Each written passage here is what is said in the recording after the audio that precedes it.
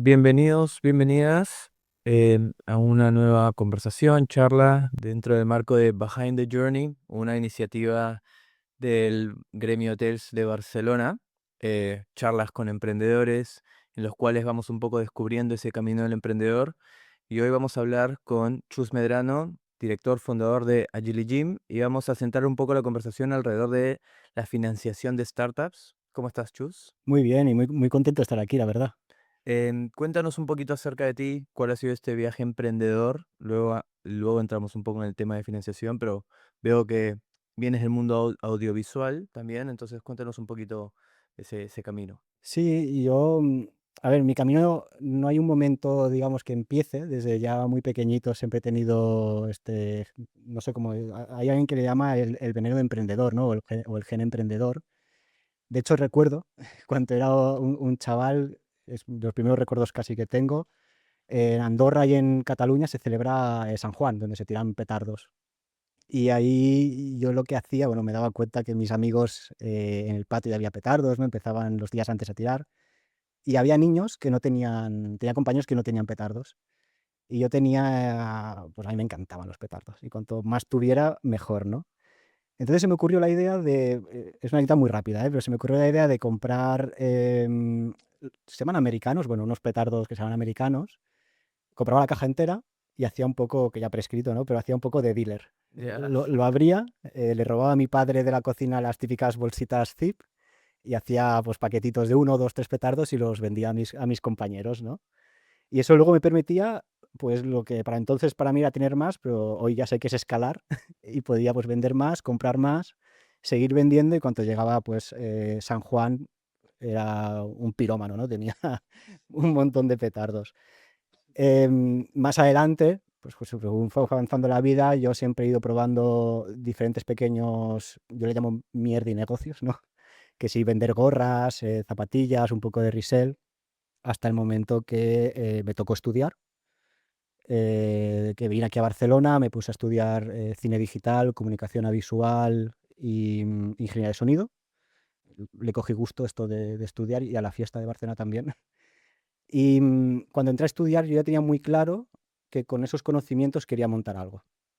Mientras estudiaba, al mismo tiempo yo estaba compitiendo en bike trial, corría el mundial de bike trial, y me di cuenta, era al principio que se hacían vídeos en YouTube, justo al principio de todo, y me di cuenta que a mis compañeros, incluso a mí me pasaba, teníamos sponsors que nos pedían fotografías y vídeo, pero claro, la calidad no era muy profesional y que con mis conocimientos podía ayudar a conectar pues con mis competidores y sus sponsors y crear un buen material.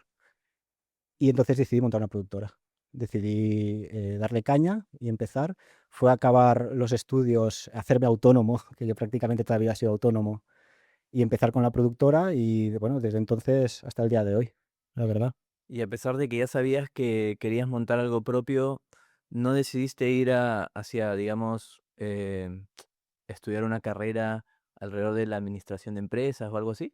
No, eso es algo que a lo mejor me arrepiento un poquito ahora, aunque sigue con todo el contenido que hay, con podcast, con ChatGPT y con todos los cursos que hay, ya no me parece tan importante estudiar ADE, por ejemplo, pero me enfoqué sobre todo en conocer lo que quería hacer y en esa época también me gustaba el vídeo y el audio y no pensé en estudiar para gestionar una empresa, sino en estudiar para cómo ofrecer ese servicio. Y hoy en día, por ejemplo, alguien que quiere montar una empresa, que por ahí está buscando qué estudiar, le dirías, tú dices que no es muy necesario ir a una carrera de ADE. Yo estoy de acuerdo contigo. Por ejemplo, yo estudié ADE y hoy en día digo, me parece una carrera bastante obsoleta. Yo no lo he estudiado, sí tengo compañeros y conocidos que lo han estudiado. Si quieres montar tu propio proyecto, yo diría que te puedes formar de mil maneras diferentes, no hace falta hacer ADE. Si tu Ujú. objetivo es acabar en una Big Four o acabar en otro lado, por supuesto que sí. Pero si lo que quieres es emprender y emprender de cero, casi me parece más lógico que te formes del nicho, que te formes del mercado donde quieres emprender, que no que te vayas primero a hacer una carrera de ADE que seguramente pues, es muy genérica, tocas muchos palos, pero al final para emprender no creo que te ayude tanto como puede ser la propia experiencia. Ujú. Totalmente de acuerdo. Te he presentado como director fundador de Agility Gym. Cuéntanos un poquito qué es Agility Gym. Bueno, Agility Gym es una solución para gente que es deportista habitual, triatletas, gente que a lo mejor no culturistas, pero que hacen mucho gimnasio, pero que al mismo tiempo, por razones de trabajo o de lifestyle, viajan bastante y quieren mantener ese entreno fuera de sus centros habituales. Al mismo tiempo, también nos dimos cuenta, y también por mí, pues, con la productora que yo viajaba mucho y tal, que los gimnasios de los hoteles estaban vacíos. Entonces decidí ver o decidí investigar un poco si había alguna forma de conectar estos gimnasios vacíos que suelen tener una gran inversión detrás de maquinaria, un espacio que casi no se utiliza, con los deportistas viajeros que normalmente pues, hacen o un viaje por trabajo de un mismo día o van a un Airbnb y quieren pues, encontrar un sitio para entrenar de forma sencilla. Es un poco el booking de gimnasios, ¿no? Con 4 clics, con el móvil, poder encontrar un lugar muy sencillo, de forma muy sencilla, cerca de donde estés, para mantener tu rutina y, sobre todo, quitando las barreras de mensualidades, de matrículas, hacer solo un pago por uso. Básicamente, facilitar la vida de nuestros usuarios y ayudar a rentabilizar los espacios a nuestros clientes. ¿Y la mayoría de esos espacios están dentro de hoteles o también hay gimnasios de otro tipo en los que están dentro de la plataforma, digamos? Bueno, aún no hemos lanzado, Ah, ok. pero sí que, no, digamos, el core son los hoteles, pero hemos visto que también hay necesidad de gimnasios tradicionales y, sobre todo, está ahora surgiendo una moda, una tendencia de clases dirigidas tipo barre o yoga, que también es un nicho que está muy interesante y que hemos detectado que hay demanda, que les interesa poder darse a conocer pues, para gente que no serían clientes habituales e intentar llenar un poco más esas clases. Entonces ahora tenemos estas 3 patas. Bien, o sea, está recién empezando esta startup y cómo, Exacto. hablando ya al tema de financiación, ¿cómo la estás financiando? ¿En qué punto están ahora actualmente? Bueno, actualmente estamos desarrollando el MVP. La financiación es totalmente privada, es mía, o sea, lo estoy financiando con mi propio capital. Em, y está costando, la verdad, pero estamos eso, ahora mismo preparando el MVP, conociendo el ecosistema, haciendo contactos con los clusters, con el gremio hotelero de Barcelona, con el Barcelona Travel Hub, para conocer bien el sector y prepararnos bien para el momento de lanzar. Y en todos estos distintos emprendimientos o proyectos, no me acuerdo qué nombre dijiste de estas pequeñas como... Y bueno, a lo mejor no está muy bien dicho, ¿no? Pero mierdinegocios les Ah, llamo yo, ok. que no significa que sea una mierda, ¿eh? Pero que son No, así no. pequeñitos, sencillos, rápidos. Claro, que alguien no lo Sí, consideraría una empresa, pero que al final exacto, igual, en mi país lo decimos cachuelos, yo soy de Perú, cachuelos. y es como que haces cualquier cosita por dinero.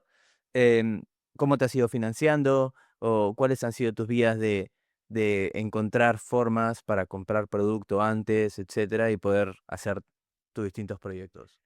A ver, yo la verdad es que en mi familia nunca ha faltado de nada, tampoco me ha sobrado, o sea, siempre he tenido la suerte de poder tener un lugar, un techo y un plato de comida en la mesa, y eso me ha permitido ahorrar. Entonces, yo he estado trabajando limpiando platos en Escocia, dando clases de trial a niños, de mecánico, de incluso de peón de obra. Y ahorrando, y luego con esos ahorros reinvirtiendo en otras cosas, renta variable o en eso, en negocios, he ido haciendo creciendo, y bueno, he ido haciendo que mi capital fuera creciendo para luego poder ir invirtiendo en proyectos más grandes como puede ser Agility Gym. O sea, siempre ha sido, nunca he tenido un inversor, nunca he pedido un crédito, siempre ha sido financiación propia con mis propios ahorros. Y esa educación financiera de entender en qué invertir o cuánto o qué porcentaje invertir, etcétera, ¿de dónde viene? ¿Te formaste a través de YouTube o Sí, un mentor o algo? he podido tener, o sea, al principio siempre fue YouTube, Internet. Sobre todo, cometer muchos errores y perder mucho dinero también me ha enseñado muchísimo, porque no ha sido todo un camino lineal. He estado en varios momentos temblando, pero ha sido todo autodidacta, de información de internet, algún curso, luego ya vas conociendo gente, vas preguntando y encuentras algún mentor, pero siempre ha sido yo mismo con la información que tenía a mi alrededor y ensayo de error, probando, viendo que mejor esto no funciona. Por ejemplo, ahora que pues hubo la moda del dropshipping, que aquí todo el mundo se hacía millonario con el dropshipping, y digo, va, pues voy a intentarlo. Perdí todo el dinero y vi que no, que no era el camino, ¿no?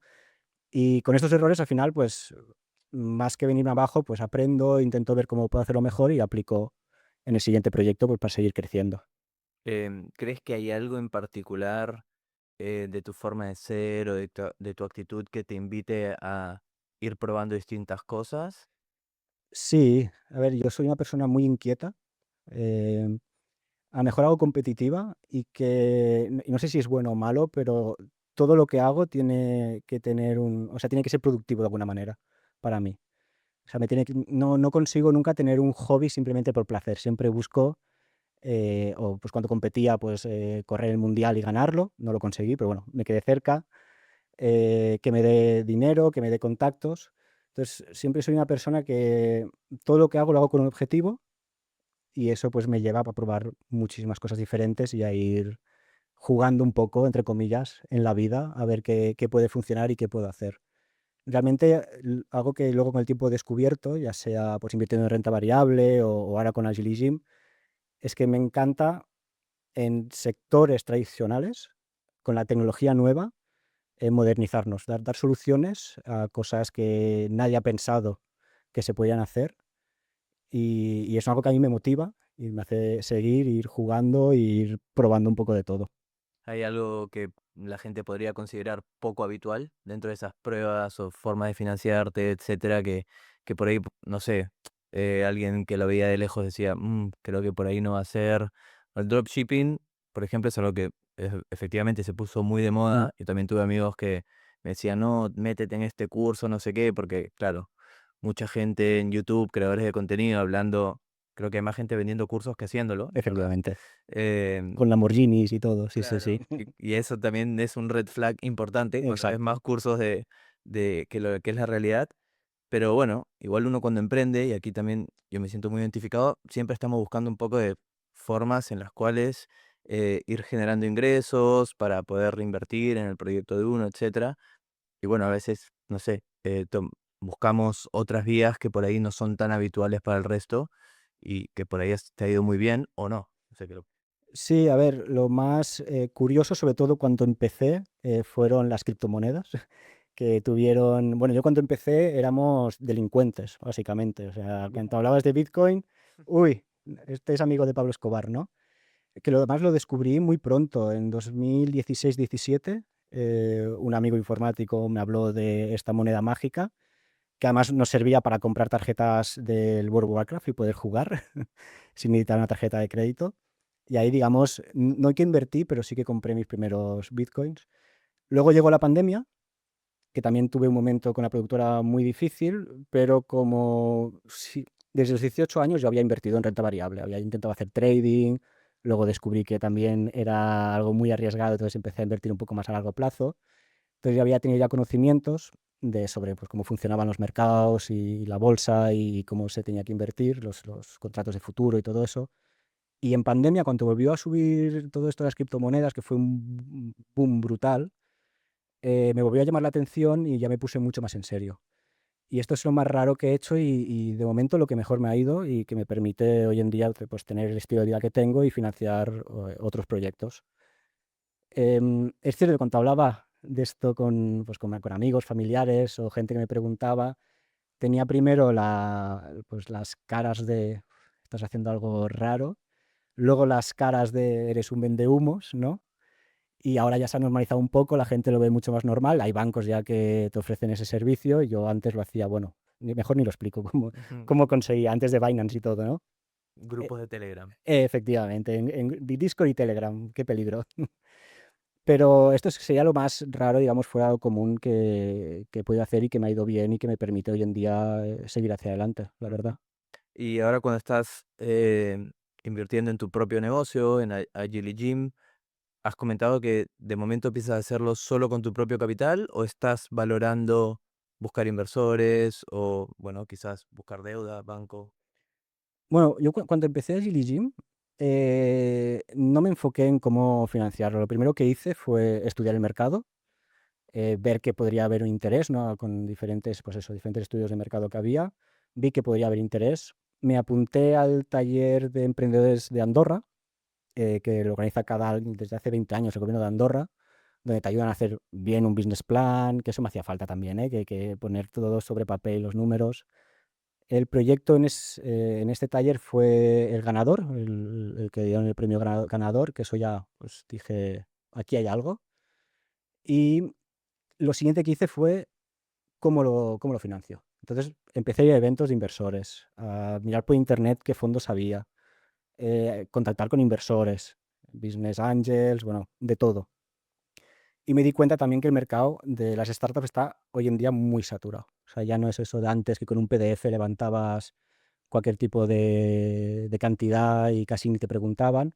Me di cuenta que hoy en día realmente los inversores del tipo que sea necesitan que tengas alguna métrica, algún retorno, mínimo un MVP en el mercado. Viendo que tenía este problema de que pues ir a buscar una inversión fuera era muy complicado con solo un PDF y pudiendo tener yo mi propio capital, decidí invertirlo yo mismo y arrancar todo este proyecto con mi propio dinero.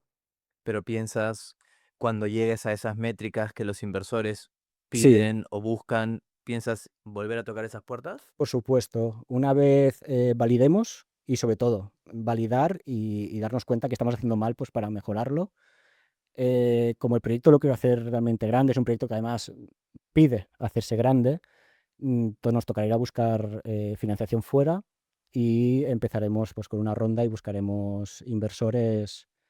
No buscaremos pedir créditos, o sea, prefiero que si alguien pone dinero esté dentro del banco, o sea, del barco. Así que sí que llamaremos a las puertas de todos los contactos que hemos ido haciendo, haremos pitch, rondas y intentaremos levantar capital pues, para que el proyecto pueda escalar y hacerse más grande. En un primer momento no, o sea, todo es financiación propia, pero en el momento que podamos validar y que veamos que ya podemos ejecutar todo el business plan y hacer crecer el proyecto, sí que necesitaremos inversión. ¿A través de qué medios o grupos has ido buscando a estos inversores con los cuales ya has hablado?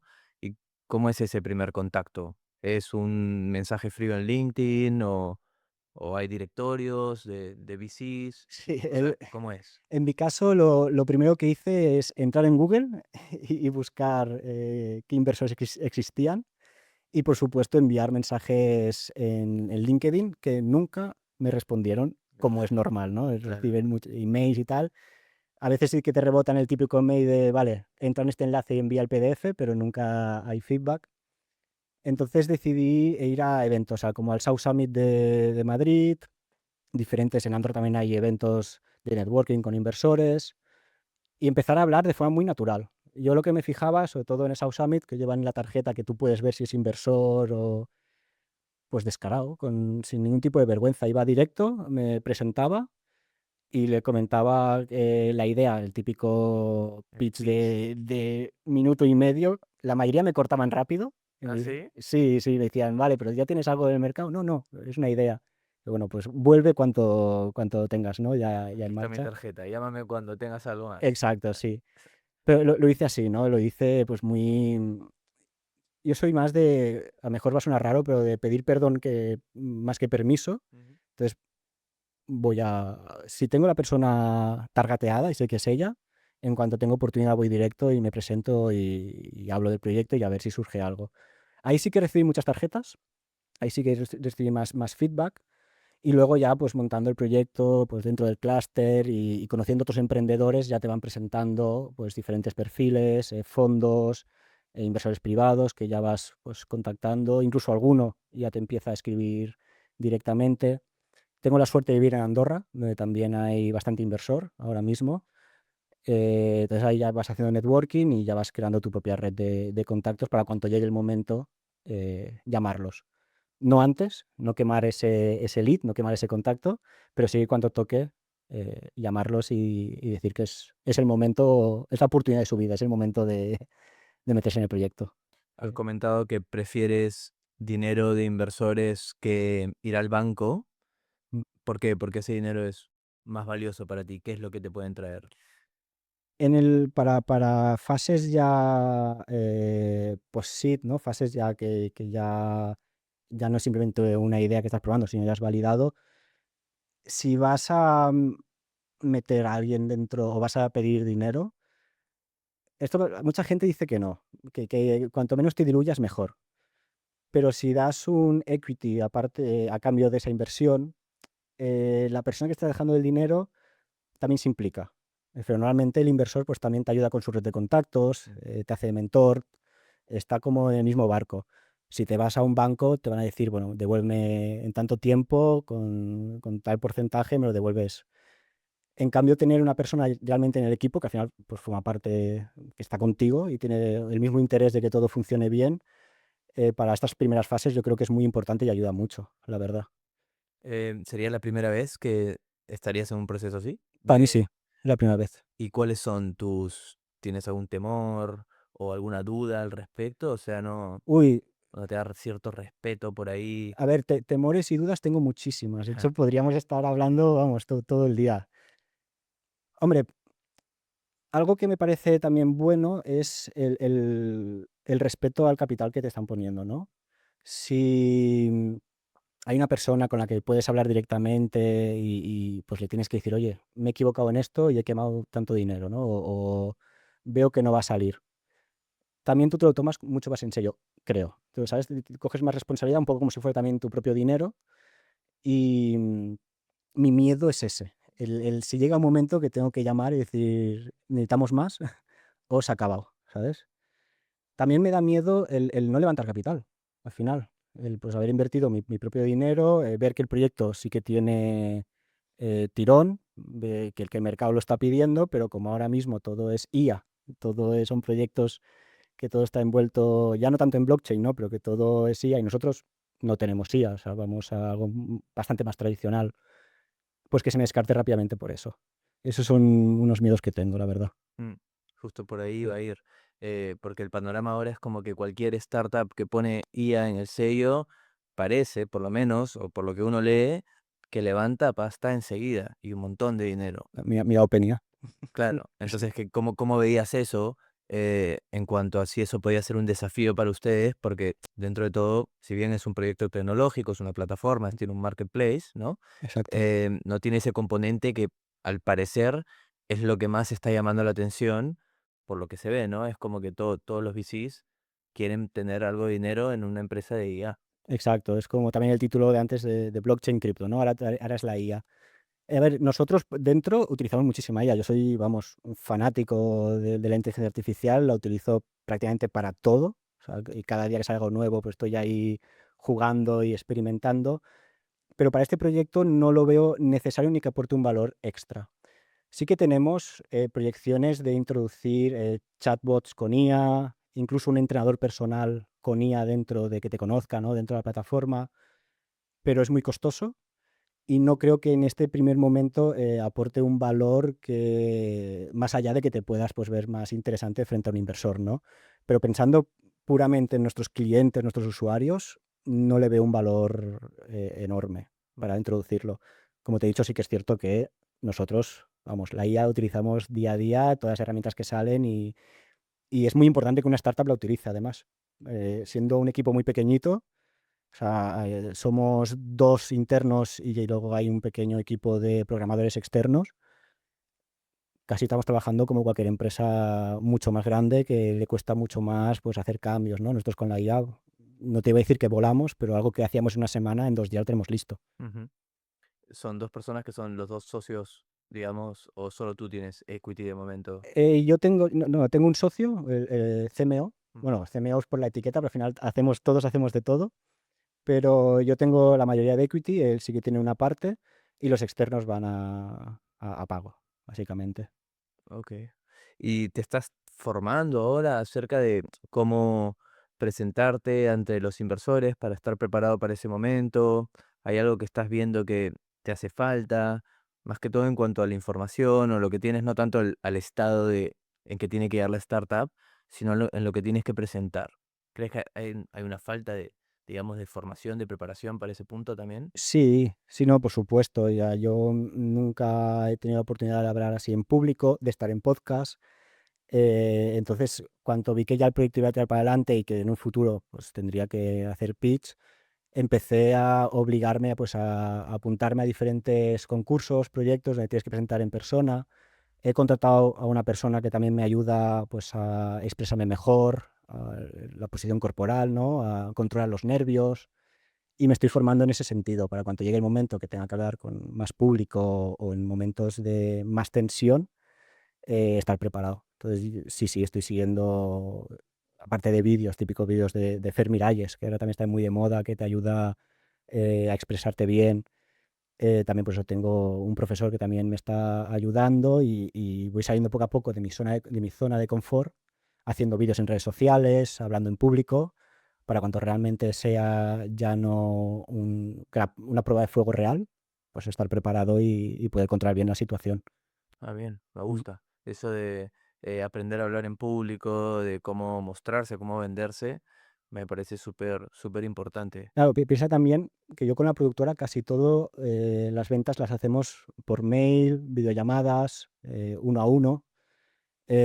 Con el tema de inversión de renta variable soy yo y un ordenador, entonces nunca me he expuesto a más gente, ¿no? De explicar cosas a más gente en proyectos y es algo que me cuesta, que me cuesta. Entonces ahora mismo estoy centrado en mejorar ese aspecto, que creo que aportará también pues valor al proyecto y ayudará a darlo a conocer y que más gente se interese. ¿Y actualmente formas parte de algún tipo de grupo de emprendedores o startups que se junten, compartan cosas, aprendizajes, etcétera? Bueno, estuve en el programa el año pasado de Lab for Travel, bueno, lo conocéis, y de hecho Sí, lo he lo trabajado. recomiendo muchísimo. También estoy en un clúster, bueno, he estado justo, acabo de salir porque bueno, luego lo explicaré, pero en un clúster que se llama Actin, donde también hay muchos emprendedores en Andorra, mucha gente en contacto. South Summit, en el Club 1337, que son de los fundadores de las gafas Hawkers, donde también pues haces muchos contactos e intercambias experiencias con otros emprendedores, que además hay emprendedores desde 0 a 1 millón, me refiero en muchas fases. Y sí que me estoy moviendo pues a hacer contacto y sobre todo absorber experiencia de esa gente, de qué les ha ido bien y sobre todo también qué les ha ido mal, pues para aprender y no cometer el mismo error. Claro, aprender de los errores de los demás. Sí, es la mejor forma. Está muy bien aprender de los errores de uno mismo, pero si puede ser de los demás, mejor. Sí. Además, normalmente la gente me he dado cuenta que cuando le preguntas qué ha hecho bien, te lo explican, pero tampoco desarrollan mucho. Pero cuando preguntas a un emprendedor de verdad, que las ha pasado mal, qué pasó y qué has hecho mal y cómo lo solucionaste, se abren y te explican todo con detalle, cosa que se agradece un montón, la Mm. verdad. ¿Y qué has hecho mal tú? Ostras, muchas cosas, la verdad, muchísimas. Em, a lo mejor ser demasiado impulsivo, querer todo para mañana, hacerme millonario mañana, si podemos decir. Probar muchas cosas al mismo tiempo, también eso bueno, me ha dado bastantes hostias la vida y me ha hecho aprender por ese camino. Y más enfocado a Gilly Gym, pues a veces uno piensa que un servicio que vas a contratar o una persona que parece que va a funcionar bien, que en ese momento pues te hace mucha ilusión y parece que te va muy bien, luego te das cuenta que no encaja en el equipo o no te va a dar el servicio que necesitas y claro, ya es tarde, ya has quemado dinero y ya has quemado tiempo también. Entonces, y lo que he hecho mal es confiar en mucha gente de forma muy rápida y dejando que me vendan su película y yo comprarla enseguida. Ahí tengo que aprender a ser un poco más, analizar un poco más calmado, ver también un poco más todo el panorama y poder buscar un camino o una estrategia con más calma y más trabajada. Ujú. ¿Esa gente dices que estabas contratando en este caso? ¿O más bien partners, No, no, colaboradores? en este caso ha sido la empresa que nos iba a hacer la aplicación.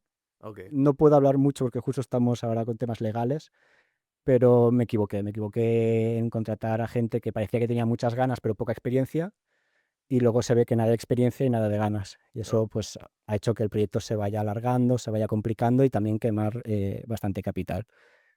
Y ahora, actualmente la tecnología, ¿quién la está construyendo? Comentaste de dos programadores externos. Es que son estos. Ah, ok. Sí, sí, sí. Ah, ok, sigue, Son- sigues atado todavía. Sí, bueno, ya no estamos atados, estamos en temas legales ahora mismo, a ver cómo acaba. Tampoco puedo hablar mucho, pero rápidamente he vuelto a trazar el plan y buscar alternativas y justo estamos hablando con una empresa tecnológica, que de hecho les interesó mucho el proyecto, ya nos conocían y a ver si nos podemos asociar de alguna manera para que hagan de CTO, que es muy importante tener un CTO. Yo pensaba que no, aviso, tener un CTO es casi, sobre todo en el equipo fundador, yo creo que a día de hoy es fundamental. Yo pensaba que subcontratándolo, ¿no? Diciéndole, oye, hazme el booking, pero en gimnasios. Y ya estaría, y para nada, es para nada. Claro, ya justamente iba a ir Mm, más o menos por ahí mi comentario, porque en una empresa o una startup donde el componente tecnológico es una pieza clave y que probablemente va a ir evolucionando conforme vayan creciendo, tengo entendido que el partner tecnológico tiene que ser socio sí o sí, casi, porque si no, al final te sí. cuesta más. Y esto lo he aprendido ahora y, por supuesto, tiene que estar implicado, ser fundador y que viva el proyecto con la misma intensidad que tú. Subcontratarlo a veces es necesario si no encuentras un CTO, que además son unicornios, no sé dónde están. Y carísimo. Y carísimo, exacto. Todos están ocupados, todos ya tienen sus proyectos y el que no, pues te pide un ticket que en un presit es inasumible. Pero ahora yo veo, vamos, esencial tener a alguien de perfil tecnológico en el equipo y en el equipo fundador. O sea, con equity y bien atado y que sienta realmente el proyecto y la filosofía del proyecto que quieres montar. ¿Y cómo decides cuánto es el porcentaje de equity eh, válido para poder captar y retener a ese equipo o esa persona en la parte tecnológica? A ver, eso es muy difícil. O sea, eso depende mucho del perfil. Al final es una negociación también. También hay que negociar cómo se libera o cómo se da este equity. Cualquier fundador CEO le recomendaría que cuanto menos equity mejor para un futuro, pero es que cada perfil, cada momento, cada negociación es un mundo. Entonces depende mucho de la experiencia, de también la implicación que va a tener. Vas a estar trabajando pues media jornada, full time.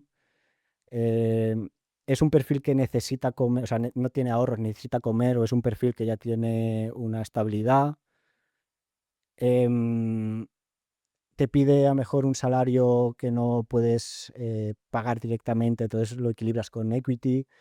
La verdad es que aquí no te puedo dar una respuesta exacta, porque cada mundo, o sea, cada negociación es un mundo, pero intentar pues luchar lo máximo para dar el menos equity posible, la verdad. Y en este caso te estás asesorando con alguien legalmente, como Sí, para entender bien cuál es la figura legal también y cómo hacerlo todo bien desde el principio. sí, sí, eso yo ya desde otros proyectos tengo un buen equipo legal. Bueno, diferentes bufetes, unos más enfocados en startups, otros más enfocados en renta variable, bueno, en inversiones.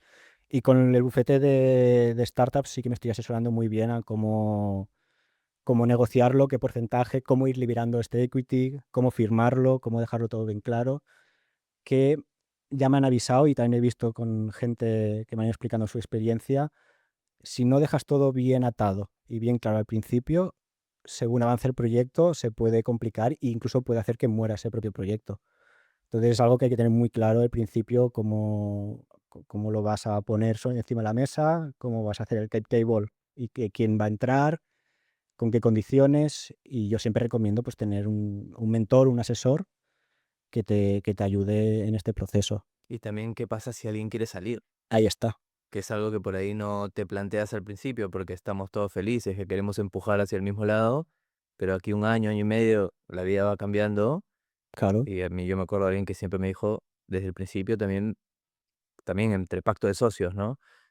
Pactar qué pasa si uno de los socios ya no quiere pertenecer al proyecto. ¿Tú conoces mucha gente que haya hecho pacto de socios? No, Es que eso ahí me llama la por atención. eso. O sea, yo creo que es, de hecho, es el contrato más importante, más que casarse, que vas a hacer en tu vida. Y veo mucha gente pues, que empieza con amigos, negocios y no firma nada porque somos amigos. Claro. Claro, entonces, ¿qué va a pasar, no? Al año y medio ya no hay amigo y hay una buena pelea. Por supuesto, el pacto de socios hay que hacerlo desde el primer momento. Y además yo soy del team que sea incómodo. O sea, la conversación tiene que ser incómoda, ponerse en las peores situaciones y dejar todo bien claro. Y ahí pues también entraría el equity, ¿no? Y cómo funciona todo eso. Pero no entiendo por qué la gente no hace pacto de socios, que además es gratis, pero no es tan complicado, es cuestión de sentarse a hablar. Hay 1000 plantillas en internet para poder ahí seguir. Si incluso se puede pues llevar a un abogado o un asesor que te diga, vale, está bien hecho, pero hay que hacerlo y dejar todo muy claro desde el principio. Sí, aparte si no estás dispuesto a tener esas conversaciones incómodas al principio cuando todo está yendo bien, pues después cuando las cosas no vayan bien, que en algún momento las cosas se tuercen, Claro, que puede ser temporal, ¿no? Pero en el emprendimiento es así, ¿no? Nada es lineal, como decías, exacto, pues va a ser peor. O sea, exacto. definitivamente al principio es el mejor momento para hablar de eso que después. Claro, claro, claro. Y eso, y tiene que ser incómodo. O sea, a tu amigo le tienes que decir, ¿qué pasa si atropello a tu madre? ¿Sabes? Es una exageración, ¿no? Pero ¿qué pasa si nos peleamos y ya no nos dejamos de hablar? Claro, mejor el proyecto muere. ¿O qué pasa si tú ahora decides que ya no te interesa y te vas? Claro, estás dejando al otro un poco en pañales y ¿qué hago yo ahora solo, no? Eso es muy importante y yo recomiendo que todo el mundo lo haga. O sea, no, la gente como que le tiene miedo, pero que es el primer paso a hacer. ¿Y sociedades 50-50? Nunca. Mm, ok. Nunca, eso ya aquí voy a ser mucho más conciso, o sea, sí, no voy a explicar demasiado, pero nunca. Siempre tiene que haber alguien que tenga la mayoría de equity y que mantenga el control. De 50-50, luego al momento pues hay una junta o hay que decir algo. Claro, si no se ponen de acuerdo esas dos personas, Claro, es no que se avanza. nos avanza y vuelve a morir el proyecto. Mm. Sí, desde el primer momento hay que tener muy claro quién va a tener el liderazgo, ¿no? El mayor equity, que también significa tener más responsabilidades. O sea, el equity no es solo yo mando, sino también yo mando, pero tengo estas responsabilidades. Entonces es muy importante tenerlos muy claro y que nunca sea 50-50. Tiene que haber alguien que tenga la mayoría. O sea que quizás cuando uno recién empieza, y normalmente lo hacemos con amigos, con gente cercana, em, es difícil entender cuáles van a ser todas esas responsabilidades que van a ir surgiendo. Mm, Entonces, en un principio, en ese primer pacto de socios, también cuesta entender quién va a ser la persona más capacitada para las responsabilidades que van a surgir. claro, O porque también no nos hemos visto en esa situación, y entonces, no sé, o sea, yo ahí hablo de la experiencia. Es como que cuesta entender, ok, quién de aquí tiene que ser el líder, porque también tampoco sabemos hacia dónde va a ir esto. exacto. Más cuando es algo muy abierto, quizás también, ¿no? Y con todo que cambia, o sea, la vida en sí, ¿no? Que todo cambia cada 2 por 3. Siento que ahí es complicado. Sí, y sobre todo cuando es tu primer proyecto, ¿no? Y además empieza con mucha ilusión y ahí es lo típico de, yo le llamo la motivación desinformada del emprendedor, que empiezas, no sabes lo que va a pasar, empiezas, ¡buah! Esto es un proyecto brutal, firmas cualquier cosa, todo el mundo está de acuerdo y no te planteas pues, los problemas que pueda haber a posteriori o que la vida puede cambiar. Tengo conocidas que montan con una cafetería y son muy amigas hoy, pero vete a saber qué pasa mañana.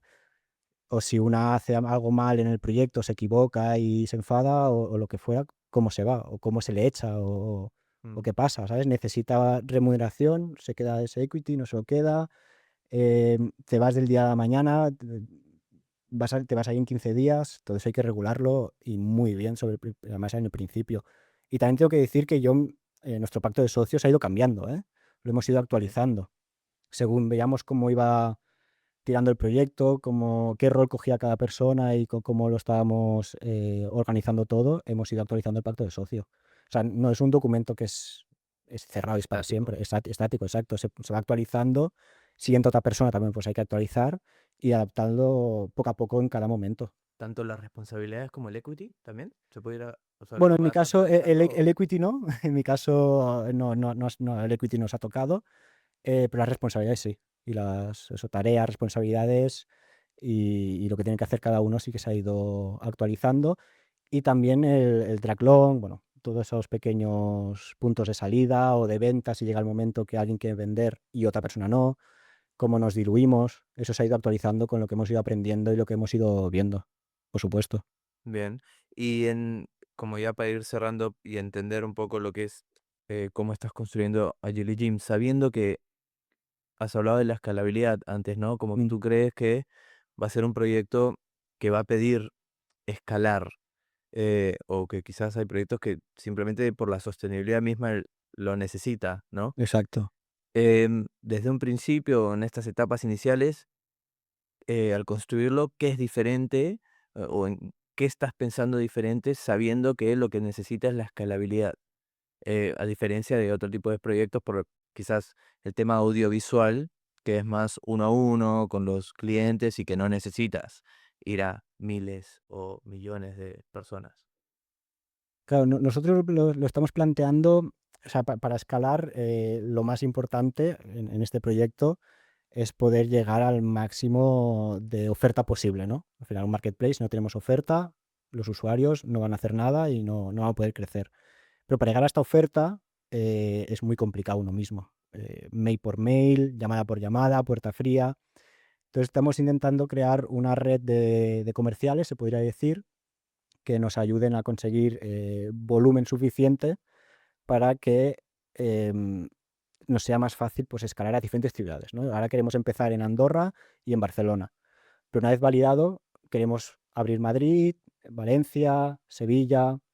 Si ya tenemos una red de comerciales, ya puede ser internos o externos, nosotros estamos planteando externo en un primer momento, que sea más ágil el poder decirles, vale, ahora toca Sevilla. Y hay un grupo de personas con todo, conociendo toda nuestra propuesta y además conociendo la ciudad, que pueden ir a buscar la oferta necesaria.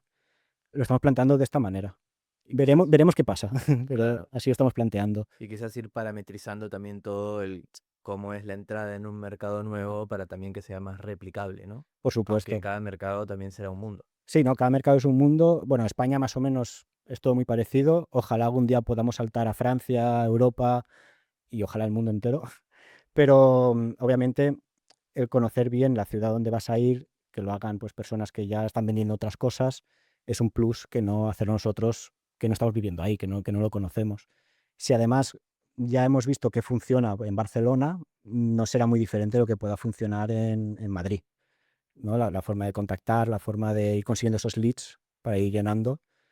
Entonces lo hacemos de esta manera. Primero Barcelona, vamos probando, ya hemos fallado algunas cosas, otras vemos que funcionan y luego pues dárselo a un equipo que pueda replicar en otras ciudades y de esta forma ir creciendo.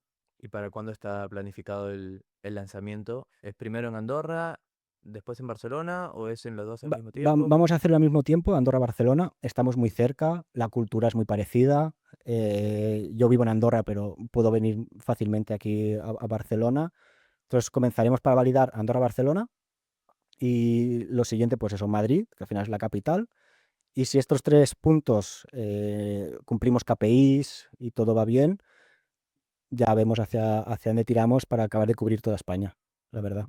¿Y cómo piensas llegar a los viajeros que necesitan este servicio? O sea, cuál es la idea para que ellos se enteren de que sí existe Claro. Agility Gym? A ver, tenemos dos vías muy marcadas. Yo le llamo la digital y la tradicional. Por un lado, ads. Hoy en día los ads son obligatorios, por desgracia. Hemos creado también una newsletter muy enfocada a dar tips de cuando estás en la habitación del hotel, cómo mantener tu rutina. La dieta, cuánto tienes que comer fuera. O sea, darle un valor para que esta gente pues vaya conociendo la marca y cada semana les vaya llegando pues inputs nuestros de cómo se está construyendo y del valor que le podemos dar. Y luego el tradicional. La gente a veces se olvida, pero cuando viajas en avión, delante tienes un cartelito, ¿no? Donde pues te pone taxi en Ibiza o pues nos queremos poner ahí, en los autobuses también, marquesinas de metro. Estamos intentando, que es muy difícil, hablar con alguna aerolínea para que en el propio billete, a veces te vas a París y te sale ahí un descuento de Euro Disney. Pues también intentar introducirnos por aquí, hacer alguna colaboración con agencias de viaje, agencias de alquiler turístico, eso también, para que incluso a ellos les beneficia. Claro. Los propios huéspedes de estos Airbnbs, pues que puedan tener un QR en la habitación y digan, anda, me apetece hacer yoga. Pues con esta aplicación, pum, lo tengo. Y eso es un valor que también le estamos ofreciendo a estas empresas de alquiler turístico. Tenemos un poco estos dos caminos, asociarnos con pues, algo tradicional, con marquesinas y luego pues mucho digital. influencers Es lo que te creadores iba de a decir, contenido. influencers. Pasa que no vamos, o a mí no me gusta los macro influencers, que al final tienen un público muy amplio. Tan amplio que a lo mejor la mitad de sus followers son de Sudamérica, que no estamos, Claro. claro. Y aparte el ticket ya empieza a picar, ¿no? Para estos grandes. Lo que sí que estamos buscando es más contratar con microinfluencers, TikTokers, no tan centrados a lo mejor puramente en ejercicio, pero sí que en tener un lifestyle de salud, que pues he viajado a Roma, me he comido una pizza y luego he ido con este club de running a correr gracias a los he encontrado con la Jelly Gym. Influencers queremos, pero más microinfluencers medianos, que tengan además un público mucho más fiel y que sepamos que están en España, que no pues están que si en Argentina, que si en otros lados. Ojalá en un futuro poder contar, por ejemplo, con Joan Pradeix y que nos haga publicidad en todo el mundo, pero ahora mismo buscamos este tipo de influencers más, no sé cómo decirlo, sí, microinfluencers. Ujú. Y si hay alguien que nos está escuchando, le has caído bien, le gusta lo que escucha del proyecto, ¿hay algo que actualmente estén buscando, ya sea de equipo o inputs? O sea, ¿hay algo que estén buscando desde Gilly Gym? Hombre, equipo estamos buscando. Como te he dicho, estamos a ver si cerramos con una empresa que nos haga de CTO, pero a lo mejor esto no sale bien. Así que si hay algún CTO por aquí que nos quiera contactar, sería de agradecer. Alguien con un perfil más comercial para que pueda también pues, diseñar todo ese plan que he explicado antes, pues con empresas externas, ¿no? Pero que lo tengamos dentro del equipo y sepa hacia dónde tirar. Y la verdad, aunque tengo una productora, nos gustaría también tener a un chico pues, para redes sociales centrado y únicamente dentro de Agile Gym que pueda crear contenido y pueda darle más pues un impulso a nuestras redes. Además nos gustaría hacer, hace años tuve moda, pero nos gustaría hacer una comunicación de building, ¿cómo se decía? Building in public. O sea, Ah, sí. que eso que... Como que se muestre al equipo exacto, fundador haciendo cosas. exacto. Que ahora se ha perdido eso, que a mí me gustaba mucho. Sí, Es, está de bueno, moda hace muy poco, no sabía que ya se había perdido. bueno, yo Es que cada las vez modas pasan muy pasa rápido. muy rápido, no sé, hoy en día, pero yo cada vez lo veo menos. Sí que veo que mucha gente hace podcast y hace vídeos para YouTube, pero crudos y reales. Ujú. Mostrar los errores. Exacto, eso no se está haciendo y es algo que a mí pues me gustaría mucho implementar en Agility Gym y poder tener a alguien, Pasa que tienes que tener a alguien siguiéndote a todos lados casi. claro, una mosca ahí todo el día detrás con el teléfono y que sea rápido editando y fuera. Sí, sí, Claro. sí. Bien. Sí, esa estrategia a mí me gustaba mucho. Gary Vee, no sé si te suena. Lo hizo hace Sí, mucho y creo que pegó un montón. le Es fue más muy, estilo muy bien. reality. Le fue muy bien. Y además también, eh, con tanto que también se ha puesto muy de moda el tema de startups, solo se enseña lo bueno. He levantado tantos millones, he vendido por tantos millones, pero nadie te explica cuánto pues, te sale mal la empresa que has contratado. ¿Cuánto te queda? Vamos, tienes 15 días para facturar algo porque si no se acabó el proyecto. Eso nos enseña. O reuniones donde hay tensión. Claro. Nosotros tenemos tensiones a veces, pues pensamos diferentes y ahí no nos peleamos, ¿no? Pero hay discusión de cuál es mejor. Todo eso me gustaría enseñarlo para luego, pues, que la gente vea lo difícil que es emprender. Que no es algo de, eso aprieto un botón, me creo un Shopify y para adelante, sino un proyecto que es complicado de tirar adelante y que vean la realidad.